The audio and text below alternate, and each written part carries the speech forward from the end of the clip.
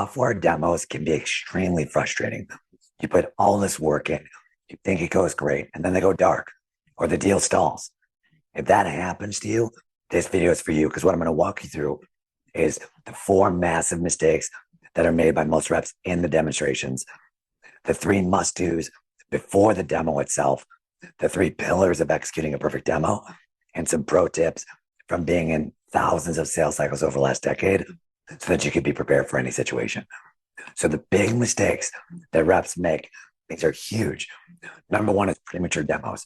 You're not clear on their current state, the pain they're experiencing, and the payoff that they need. And because you're not clear on that, your demo does not effectively show them that you could solve their problem and it costs you. Number two is you make an ass out of you and me. If you've heard that phrase, it comes down to assuming things. And you assume that the demo is going to sell them for you. That's not the case. That's not how you need to think about the demo. It's not there to sell them. It's there to validate. So don't assume the demo is going to make the deal sold for you. Number three, you're trying too hard. You're doing too much. You're showing too much. And I'll show you how to fix that really quickly. And then last but not least, ignoring biology. There's some black and white things you can do to make the most out of how the human body is wired to create a maximum engagement in your demo to accelerate your deals. So now that we've dug into mistakes, let's dig into what you need to do, the three big things. Number one, when it comes out to discovery, you have to do discovery before the demo, and you have to know a few key things. Number one, what is their current state? What is the state of the union today? It's really important for you to know because that's context for the situation. Number two, what's wrong with it? Just because you learn about their current state, that doesn't mean there's a massive problem there. So what is not working with how they're doing it today? Also known as their pain. What's the pain they're experiencing? Next, how does it look today? How are they doing it today? And what I love to do, if you're able to, is have them do a reverse demo, which basically means they're going to share their screen or they're going to walk you through how they do it today, step by step. Because then that's going to help you really paint a picture of the specific areas of where your solution can help solve their problems, which is critical for delivering a perfect demo. And then last, what are their goals? It's one thing to know the pain points that they're experiencing, but what's the payoff we're looking for? Because pain only gets you so far. You also need an upside for them to take action quickly and prioritize your solution over their other options. Next, make sure you have a slide deck prepared. 5 slides, doesn't need to be any more than that. Covering these things, goals and priorities. What are their goals and priorities with this initiative and what they're trying to solve? Number 2, what are their current challenges today based on the discovery and what you learned? 3, confirming that what they're looking for in a solution. 4, help them understand how you're uniquely positioned to help solve their problem. And then number 5, making it easy for them to understand what you're actually going to show them in the demonstration to help simplify it for them. Now, when you think about getting into the demo, you also need to make sure the demo is set up properly. So here's some pro tips to make sure the demo is ready to rock. Number 1, identify the spoon. A VP of mine told me this early in my career, and I love it. He said, if someone comes to you looking for a spoon, don't try to sell them the kitchen set. And what that means is your solution's probably going to have dozens, if not hundreds of amazing features to it. They don't care about 99% of them. You have a smartphone. Your smartphone itself has thousands of features. You only care about maybe a dozen. Identify what the spoon is in your deals and focus on that. And what you're going to do is paint the picture through customization. Your environment, if you can customize it, insert their language, tailor the demo environment to help make it easy for them to visualize the solution being used in their environment. That helps drive up an emotional reaction, which is going to help them feel more and more comfortable moving forward with your solution. Establish value checkpoints. You're not just going to show a demo and it's not going to be interactive. You have to get engagement going and you have to establish value checkpoints where you're going to show them how you can solve their problems and make sure that this will solve their problem. And then if you're working with a solution or a sales engineer, also known as a technical expert or product expert, who's going to join you in the demonstrations, align on talk tracks. This helps with the flow and the execution of the meeting. Now, when you're getting into executing the meeting itself, there's 3 pillars that I like to think about. Number 1 being time management. A general rule of thumb, 60 minutes is a great time to break down for a demo meeting. If you're running really complex deals, it could be much longer, but generally speaking, 60 minutes is a great standard time for a demo meeting. And that's how you break it down. 5 minutes buffer. People are going to show up late. People are going to have issues logging in. If it's virtual, things happen. So plan for that.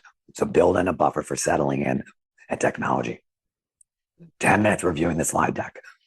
Review the priorities and walk through the things that you heard from them to make sure everyone's aligned before you get into the demonstration itself.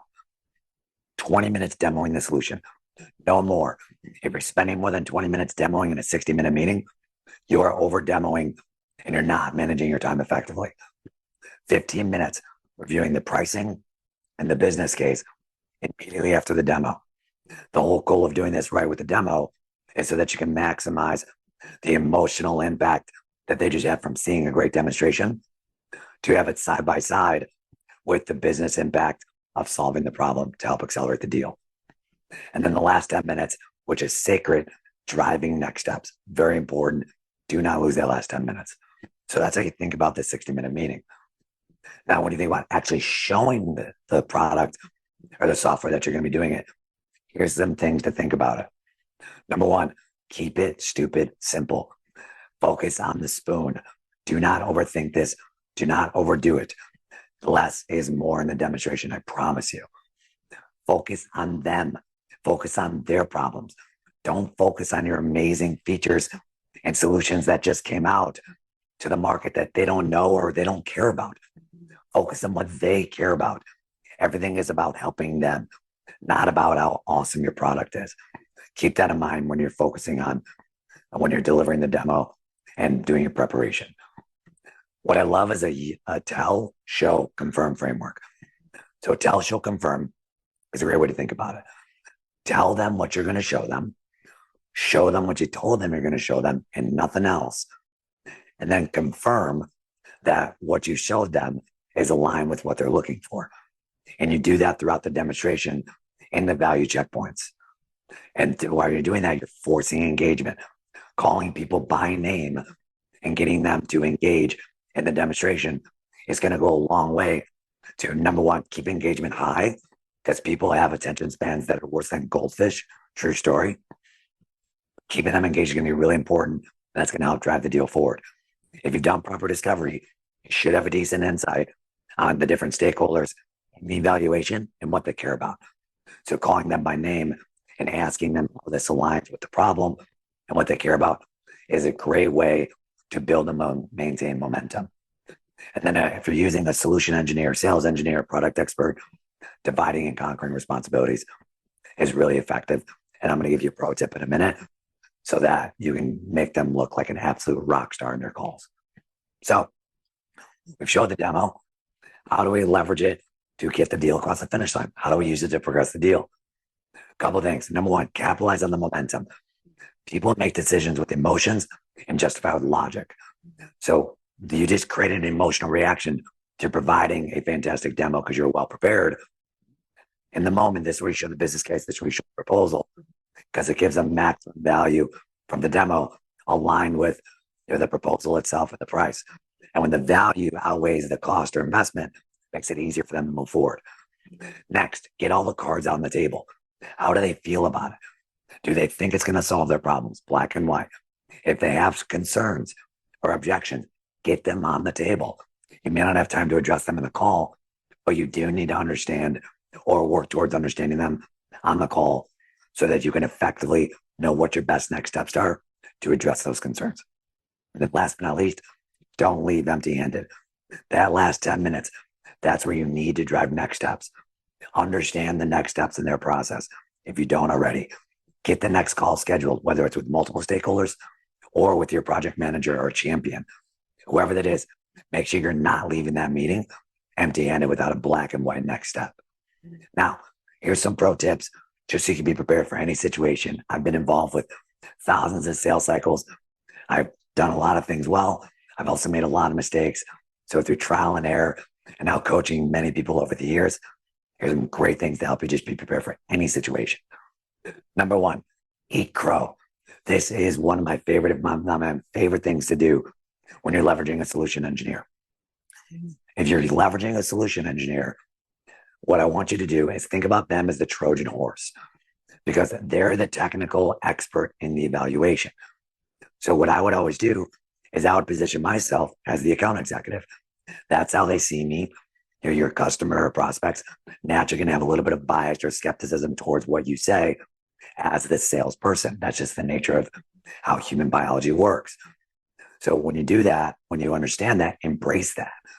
And then what you do is you position your solution engineer as the trusted advisor, because they should be objectively black and white talking about the technical capabilities of your solution. And when you're well prepared with your solution engineer in advance, you can leverage them as a Trojan horse to build up so much value and establish them so much as a trusted advisor. And the prospect or customer is going to start asking them advice and questions around it. So it might, in the moment, might feel like you're not giving as much value to the call. That's totally okay.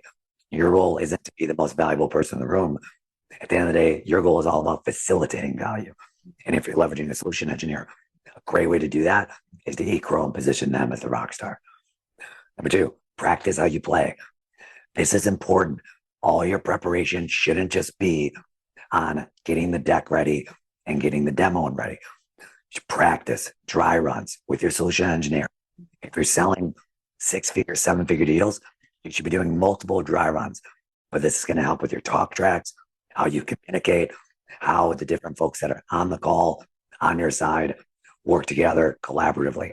Nothing looks more sloppy when multiple people from your side are interrupting each other. So just practicing doing some dry runs will go a long way to help with the delivery and execution. Next is make it frictionless. Don't assume that they use the same virtual conferencing software that you do.